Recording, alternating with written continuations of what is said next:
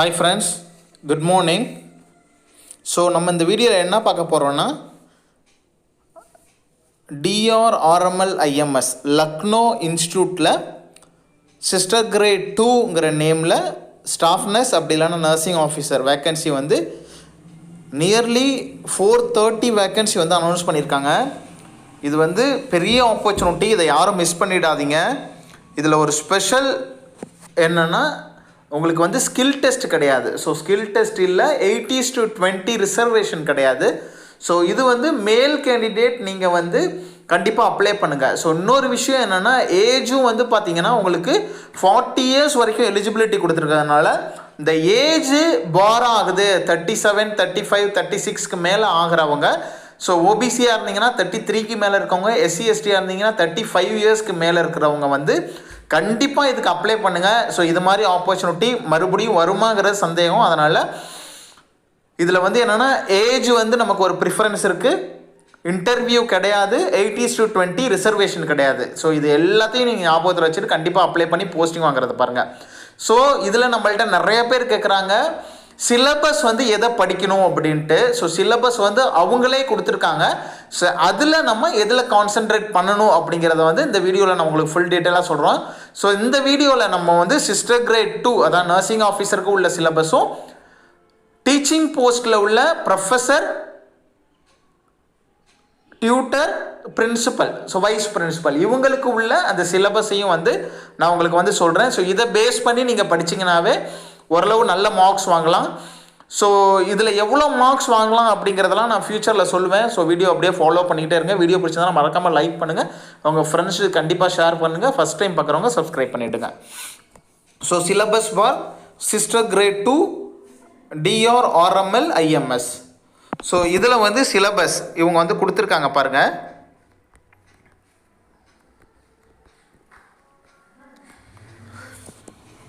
Common recruitment test for the post of common recruitment test will be held.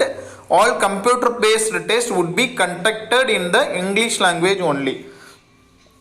So ஹிந்தியில் இருக்காது, கவலைப்படாதீங்க, இங்கிலீஷில் மட்டும்தான் இருக்கும். ஸோ ஓரளவு நீங்கள் ப்ராக்டிஸ் பண்ணி, ஸோ எல்லாருமே நம்ம இங்கிலீஷில் தான் வந்து நர்சிங் படிச்சிருக்கோம். அதனால் பெரிய அளவுக்குள்ள உங்களுக்கு வந்து கஷ்டம் இருக்காது. ஸோ கஷ்டம் இருக்குது அப்படிங்கிறவங்க வந்து நீங்கள் வந்து செல்ஃப் அசஸ்மெண்ட் பண்ணி பார்த்தீங்கன்னாவே ஓரளவு கொஷின் பேப்பர்லாம் கோ த்ரூ பண்ணிங்கனாவே உங்களுக்கு வந்து கொஞ்சம் ஈஸியாக தான் இருக்கும். தி common recruitment test will be 2 hours duration. So 2 hoursக்கு உங்களுக்கு வந்து இந்த எக்ஸாமினேஷன் இருக்கும். Will be 100 marks. ஸோ 100 marksக்கு இருக்கும். It will be contain multiple choice question. So எப்போதும் போல் மல்டிபிள் சாய்ஸ் கொஸ்டின் தான். இதுக்கு வந்து சிலபஸ் பாருங்கள், 60 marks subject related to the post and of the qualification required. So நம்ம என்ன போஸ்ட்டுக்கு அப்ளை பண்ணுறோமோ, அதான் நர்சிங் ஆஃபீஸர் போஸ்ட்னா அந்த சிலபஸில் அதான் நர்சிங் சப்ஜெக்ட்லேருந்து 60 மார்க்கு கேட்பாங்க. ஸோ 60 மார்க்குக்கு நம்ம நர்சிங் சப்ஜெக்டும், 10 மார்க் வந்து ஜென்ரல் இங்கிலீஷும், 10 மார்க் வந்து ஜிகேக்கும், 10 மார்க் வந்து ரீசனிங்கு, 10 marks வந்து பார்த்தீங்கன்னா மேத்தமெட்டிக்ஸ். ஸோ இதில் வந்து நீங்கள் 60 + 40, ஸோ அந்த 60 மார்க்கில் நீங்கள் கண்டிப்பாக ஒரு 40 marksக்கு மேலே கண்டிப்பாக நீங்கள் ஸ்கோர் பண்ணுறதுக்கு ட்ரை பண்ணியே ஆகணும். ஸோ இதில் நெகட்டிவ் மார்க் இருக்கிறதுனால தயவு செய்து தேவையில்லாத கொஸ்டினை அட்டன் பண்ணவே பண்ணாதீங்க. ஸோ இதில் நிறைய பேர் அந்த எலிஜிபிலிட்டியே வந்து க்ராஸ் ஆக மாட்டாங்க. அதனால் நீங்கள் எலிஜிபிலிட்டியை க்ராஸ் பண்ணாவே வந்து உங்களுக்கு செலெக்ஷன் ப்ராசஸில் வந்துடும். அதனால் தயவு செய்து தெரியாத கொஸ்டினை அட்டன் பண்ணவே பண்ணாதீங்க. நீங்கள் எவ்ரி டே செல்ஃப் அசஸ்மெண்ட் பண்ணி பாருங்கள். அதில் வந்து உங்களுக்கு ஒவ்வொரு கொஷின் பேப்பர்லையும், அதாவது ஒரு நாளைக்கு ஒரு 100 கொஷின் எடுத்து அதுக்குள்ள ஆன்சரை வந்து தனி பேப்பரில் ஆன்சரை பார்க்காம நீங்கள் வந்து செல்ஃப் அசஸ்மெண்ட் பண்ணி பார்க்கும்போது உங்களுக்கு ஒரு 50% மேலே கரெக்டான ஆன்சர் வருது. 100 கொஷினில் 50 கொஷினுக்கு மேலே கரெக்டான ஆன்சர் வருது அப்படின்னா கண்ணை மூடிக்கிட்டும் நீங்கள் தெரிஞ்சதை மட்டும் பண்ணிட்டு வாங்க, கண்டிப்பாக நீங்கள் செலெக்ஷன் ஆகிடுவீங்க. ஸோ அதர் சப்ஜெக்டில் நீங்கள் general English, general knowledge, reasoning, mathematic இதுக்கு நீங்கள் எந்த புக் வேணாலும் ப்ரிஃபர் பண்ணலாம்.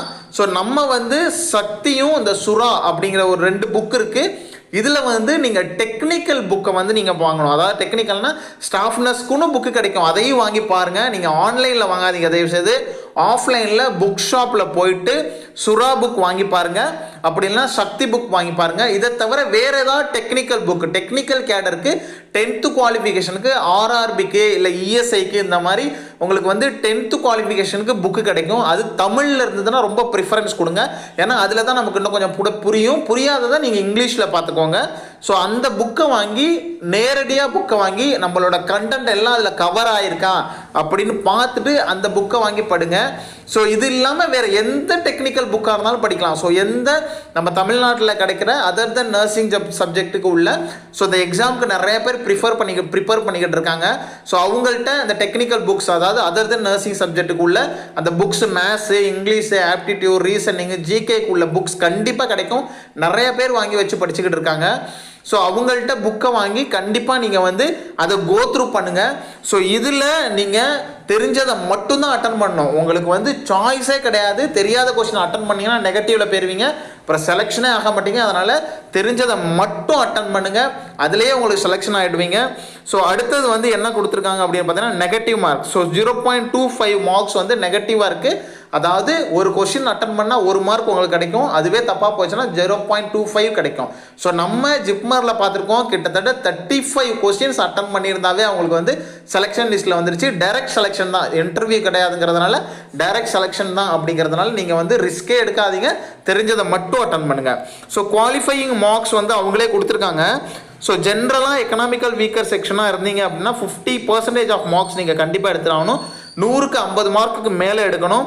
இன்கேஸ் நீங்கள் எஸ்சி, எஸ்டி, ஓபிசி, பிடபிள்யூடியில் இருந்தீங்கன்னா 40% ஆஃப் அந்த மார்க்ஸ் வந்து எடுத்தால் போதும். இந்த 50% ஆஃப் மார்க்குங்கிறது வந்து எப்படின்னா, அதாவது 100க்கு 50 மார்க் அப்படி கால்குலேஷன் கிடையாது. ஃபஸ்ட்டு மார்க் எவ்வளவோ அதுதான், அதாவது 100க்கு ஒரு 50 மார்க் எடுத்திருக்காங்க, அதுதான் அந்த ஆல் ஓவர் நம்ம ஓவரால் கேண்டிடேட்லேயே 50 மார்க் தான் ஃபஸ்ட் மார்க்னா அதுதான் 100%. ஸோ அதுக்கு கீழே இருந்து வர்றது தான் 99%, 98%. ஸோ அதில் 50%. ஸோ அப்படி தான் வந்து கேல்குலேஷனு. ஸோ அதனால் 50% for the general and economical weaker section, 40% வந்து எஸ்சி, எஸ்டி, ஓபிசி, பிடபிள்யூடி இருக்கணும். ஸோ ஸ்கில் டெஸ்ட் இன்டர்வியூ வந்து சொல்லியிருக்காங்க. So based on the interview, so first இதுக்கு மட்டும், ஸோ ஃபஸ்ட்டு இதுனா எதுனா இதெல்லாம் வந்து டாக்டர்ஸ்க்கு, ஸோ அதெல்லாம் கிடையாது. 2, 3, 4, 5, 6, ஸோ இதெல்லாம் வந்து ஃபஸ்ட்டு போஸ்ட்டுக்கு மட்டும் இன்டர்வியூ இருக்கும். 2, 3, 4, 5, 6 போஸ்ட்டுக்கு வந்து இன்டர்வியூவோட சேர்த்து ஸ்கில் அந்த ரிட்டன் எக்ஸாமினேஷன் இருக்கும். ஸோ நம்மளோடது 7வது நர்சிங் அந்த சிஸ்டர் கிரேட் வந்து 7வது காலமில் வரதுனால நமக்கு வந்து ஸ்கில் டெஸ்ட் கிடையாது. ஸோ இதை தவிர வேறு என்ன சொல்லியிருக்காங்க அப்படின்னு பார்த்தீங்கன்னா,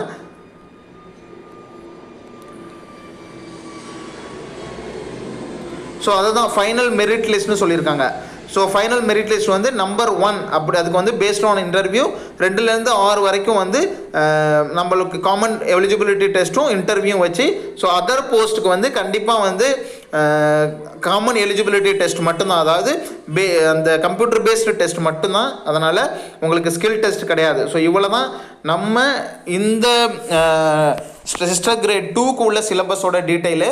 ஸோ அடுத்தது வந்து பார்த்திங்கன்னா syllabus for non teaching post. So non teaching போஸ்ட்டில் வந்து principal, vice principal, professor, tutor, அதாவது கிளினிக்கல் இன்ஸ்ட்ரக்டர் வர்றாங்க.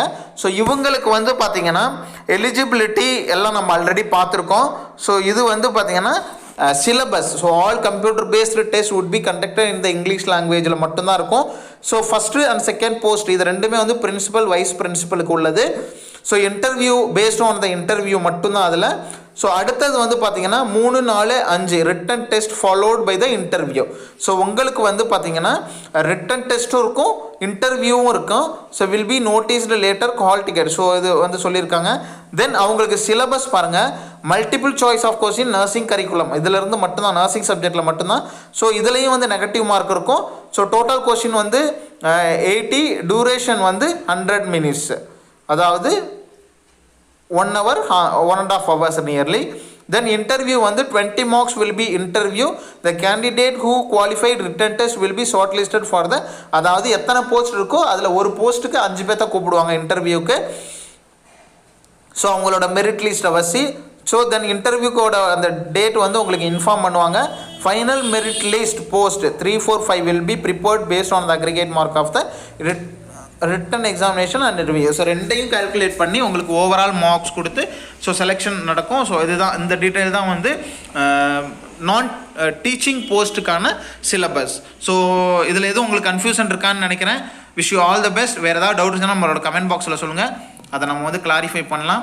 ஸோ உங்கள் ஃப்ரெண்ட்ஸுக்கு மறக்காமல் ஷேர் பண்ணுங்கள். Thank you so much.